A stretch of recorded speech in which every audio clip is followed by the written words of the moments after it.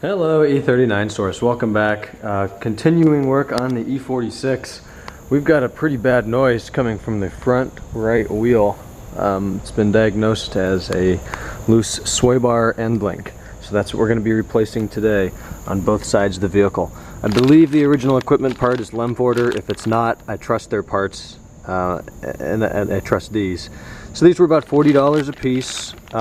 This part numbers I'm going to give you here in just a second are only applicable to E46 XI models, four-wheel drive models. This is a 2002 production 10 or 11 of 01 330 XI. Should be the same for your 325 XI, and I don't even know if there is a 328 XI. So that's what we're going to be doing. Part numbers 313-567-51080. That's the right link. And then the left link is a 79 as those last two digits, as we can see there. So step one is just going to be getting the front of the car up off the ground. I use the center jack point with a large hydraulic jack. Put it on stands, put your car in gear with your parking brake on. We'll get it up. Be sure to break your lugs free before you put it up in the air. Then we're going to take the wheels off. For those of you who don't know, wheel studs are 17 millimeters. Wheels out of the way. Now's a good time to inspect your brakes. Assess your pads, assess your rotors, everything here looks good. Anyways, right here, this is the link that we're going to be replacing. Notice it affixes to about 2/3 of the way up the strut with a bolt right here. And then down here at the bottom, it is right here under your control arm, or your roll bar, front roll bar. So everything here should be hit with some sort of penetrating oil. PB blaster, use something. These bolts are probably going to be pretty tight. We'll see right here is one of the ones we're going to need to be removing. That's right next to your front headlight angle joint and your sensor right up there. So again, we'll just be removing these two bolts, 1 and 2. And depending on which parts you have, some of them have an Allen key right here, and then you'll have to use an open-ended wrench. Be smart, figure it out, and let's work on loosening those two bolts. So I'll show you what's being successful for me. Now I haven't even turned my wheel. If you were to turn your wheel to the right, probably for the right side, you would have a little bit more space. I'm not even having trouble, so I'm not going to bother. Anyways, working on this top nut. It's a 15 millimeter. I was unable to break it free with just a 8 or 10 inch long 1/2 inch drive ratchet, so I moved up to a 18 inch 1/2 inch drive breaker bar. Needless to say, with that I was able to break it free. And I noticed that what we're going to be counter holding is a nut back here, right there. So that one's a 14 millimeter. So get a 14 millimeter wrench, slide it on there, and then as you turn it, it's just going to rotate and then hit the back of the strut right there. And I didn't even need to hold that for leverage. So then I was able, once I broke it free, just to use the 1/2 inch ratchet, and I've almost got that all the way backed off. In fact, it's hand loose. So that is how the top nut is going to come out. Of course, working right now on the passenger side for a United States vehicle. The bottom one might be a little bit more difficult, and I might actually turn the wheel for this one, but here's that nut. I actually bought the Lemforder part because it came with new hardware. The other one I would have had to order the hardware separately. Anyways, for the bottom nut, I think I'm going to remove, this is the angle joint for the steering, or the headlight level sensor. So that looks like it's held on the bottom there on the lower control arm with a small nut, although I don't want to break that. So I may just use an open-ended wrench on that. I'll let you know it works. The bottom is a tiny bit trickier, just due to the amount of space you're working in. I ended up just using a 14 and 15 millimeter open-ended wrench. Counter hold this bolt. Use the control arm to counter hold, and then loosen up and eventually remove the back bolt. When both bolts are removed, taking it out will simply be just pulling it a couple different directions, and here it is. Out with the old one. I don't even know what this is. It looks like it says Moog on the side of it. I've never heard of that. Here's the new one, Lemforder. It's going to go in exactly how you would expect it to. Have to snake it behind the brake lines and the wheel speed sensor line.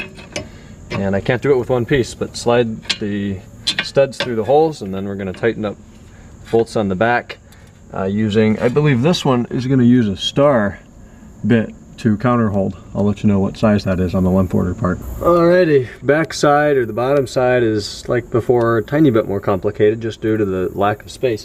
I've straightened the wheel out right now, but I had it all the way to the right, all the way to the left a couple different times, finding the best angle. It's really not that bad at all. The hardest part of this is just getting the bolts broken free. So on the new one, the Lemforder part, this bolt right here, where am I, is a 16 millimeter instead of a 15, and we're counter holding with a Torx bit. This one right here, I put it on a 3/8 ratchet. It's a size T30 Torx. So put that in there. You're going to have your ratchet in, is that forwards and reverse? Put your ratchet in reverse, and then I used this to tighten it up. You could use your ratchet and just counter hold the wrench as well, whatever's easiest for you. So you get that very tight. I do not have a torque spec, but note that we're working with stars. If you round those off, hope you have a Dremel. You're going to have to be cutting it in a few years when you have to replace this. So very tight without rounding things off. And then this side should be complete.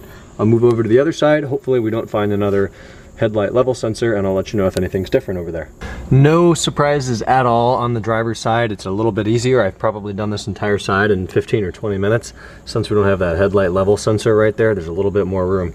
Also, something I found out, I'm probably stupid for not knowing, there's no reason to go inside to move the steering wheel. It's a lot easier with two arms, two hands, but you can easily move everything from here. I don't know if that's good for it or not, but I've just moved it a couple times to significantly change how things look up here. As I move the wheel to the right, obviously the strut tilts out a little bit. That's why you have strut top mounts, and you can get better access to that bolt.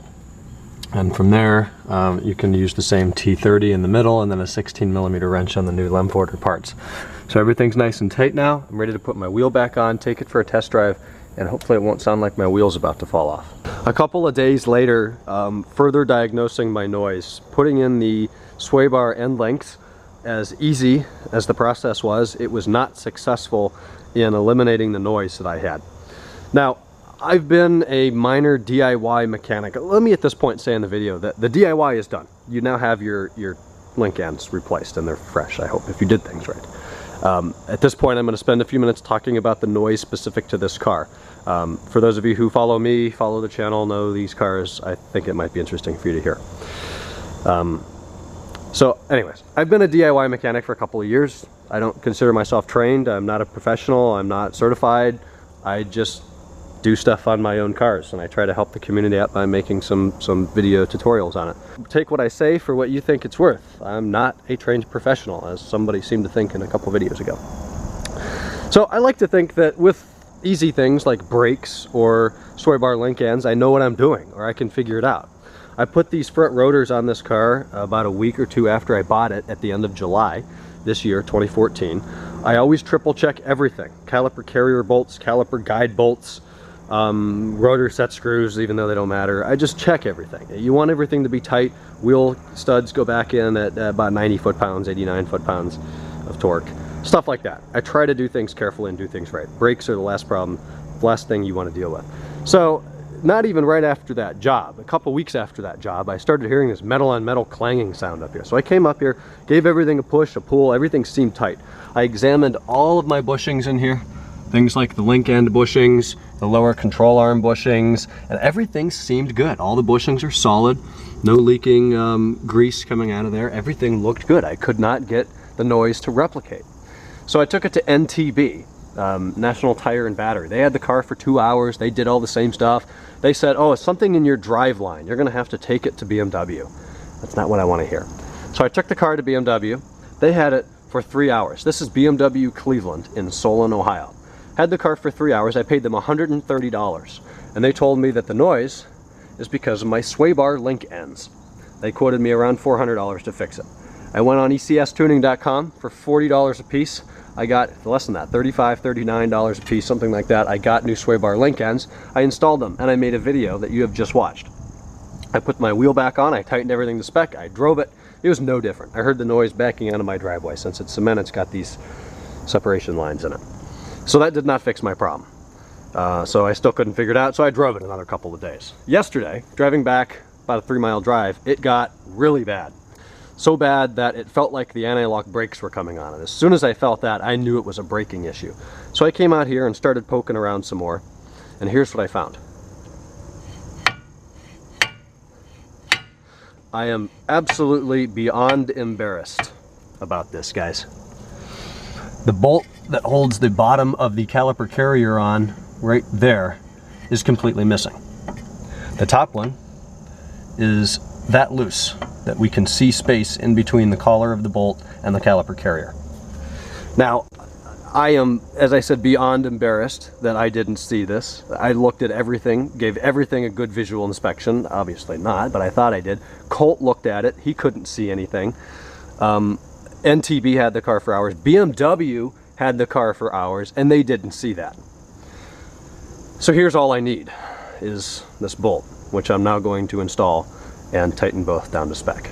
I have now replaced the bottom bolt, which is right here, and tightened the top bolt down using a 6.16mm socket and a long ratchet.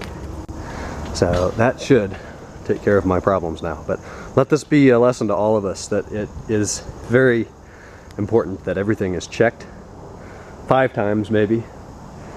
Torque specs, however annoying, are valuable. So it's really easy to overlook something so simple as those bolts that on these cars and my friends' cars and everybody else on E39 stores. I've taken those bolts out 50, 100 times on all these cars, and apparently things can go wrong. But that also is a lesson to a BMW dealership. You don't always get what you pay for. So the wheel's back down to about 90 pounds. I'm going to put the jack away, take it for a ride, and I'll let you know if that fixes our issues. The first driving clip inside of the 330 on the channel. Everything's quiet. I'm going to let the engine warm up. I am 99% sure that. Yep. It would be real bad. Would have been real bad here before. So it would appear as it's fixed. So it's good news. People have asked for a comparison between the 330 and the M5, and I think many of you would correctly guess that these cars are completely different. In fact, it's hard for me to even tell that they're both BMWs. This drives totally different than that car does, differently. Just a very different experience. The M5 is much more of a sports car, as expected, as designed. And this is much more of a luxury car that happens to have a manual transmission.